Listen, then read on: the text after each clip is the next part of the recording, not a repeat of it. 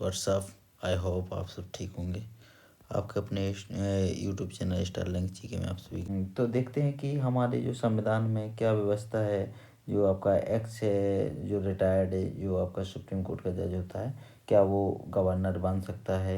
यदि बन सकता है तो क्या इससे पहले भी कोई गवर्नर बने हैं? अब्दुल नज़ीर जी की बात हम लोग कर रहे हैं। तो ये अब्दुल नज़ीर जी, इनका जन्म हुआ था कनारा, कर्नाटक में। सबसे पहले ये क्या हुआ, कर्नाटक के उच्च न्यायालय में न्यायाधीश हुआ करते थे। सुप्रीम कोर्ट इन्होंने ज्वाइन किया था 2017 से 2023 तक। 4 जनवरी तक इन्होंने रिटायर्ड ले लिया था, 4 जनवरी 2023 को अभी। तो इसमें क्या हुआ कि अब इसके बाद ये क्या बना दिए गए, आंध्र प्रदेश की जो है राज्यपाल बना दिए गए। ठीक है, तो इसको लेके कंट्रोवर्सी चल रही है। तो इन चीज़ों में देखते हैं कि अब्दुल नज़ीर जी और इनकी कहाँ कहाँ घूम कर रही है। तो हम लोगों ने देखा था कि जो आपका जो के.एस. पुट्टास्वामी केस आया था, जो कि राइट टू प्राइवेसी से रिलेटेड था, फंडामेंटल राइट दिया गया था, है ना। राइट टू प्राइवेसी को क्या कर दिया गया था, है ना, तो फंडामेंटल राइट में शामिल कर दिया गया था। तो वो उस समय जो जज थे ना, उस बेंच में कौन थे, अब्दुल नज़ीर भी उस बेंच में थे। ठीक है, तो आपका एक केस हो गया ये 2018 का पुट्टास्वामी वाला केस। दूसरा आपका केस है, बहुत इम्पोर्टेंट था, ट्रिपल तलाक वाला केस। ट्रिपल तलाक जो केस था वो 2017 में आया था। मतलब ये सिंगल मुस्लिम जज थे जिन्होंने ट्रिपल तलाक को क्या कर दिया था, गैर कानूनी बताया था। और ये केस जो है ना, इस फैसले में गया था, 3-2 के फैसले में ये गया था। ठीक है, उसके बाद आ जाता है बाबरी मस्जिद वाला केस, 2019 में होता है, अयोध्या राम मंदिर से संबंधित होता है ना। तो उसमें भी ये अब्दुल नज़ीर जी थे। उसके बाद बात करें तो इसको 12 फरवरी 2023 को इन्हें क्या कर दिया जाता है, आंध्र प्रदेश के गवर्नर बना दिया जाता है। आप देख लेते हैं कि हमारे संविधान में क्या इस तरह की व्यवस्था है जिससे कि हम लोग बना सकते हैं।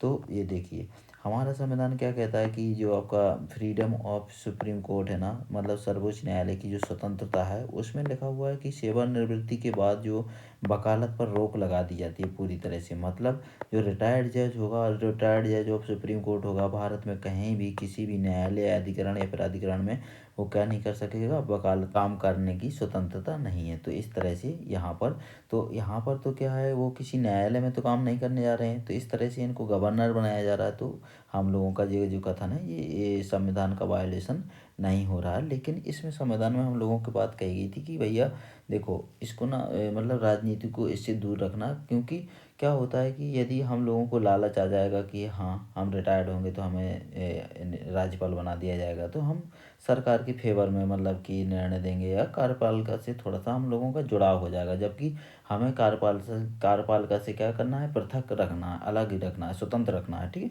तो ये चीज़ें तो हम लोगों का, यदि कोई सुप्रीम कोर्ट का कोई रिटायर्ड जज है, वो गवर्नर नियुक्त किया जाता है, तो उसने किसी तरह का मतलब कि वो हमारे संविधान का वायलेशन नहीं होता है। अब इससे संबंधित देख लेते हैं कि क्या इससे पहले भी कोई सुप्रीम कोर्ट का जो न्यायाधीश हैं वो भी गवर्नर रह चुके हैं। तो आप देखते हैं कि जो नेक्स्ट हम लोगों के हैं, जो जस्टिस जो आपका सदाशिवम थे ना, जस्टिस सदाशिवम जो retired chief justice of India, ये तो चीफ जस्टिस ऑफ इंडिया थे। ठीक है, और इन्हें 2013 में क्या कर दिया गया था, रिटायर्ड कर दिया गया था। और मोदी गवर्नमेंट, उस समय भी मोदी गवर्नमेंट थी, तो इन्होंने केरल का जो गवर्नर बना दिया गया था कब, इनको, आपका सदाशिवम को, कब, 2014 में, है ना।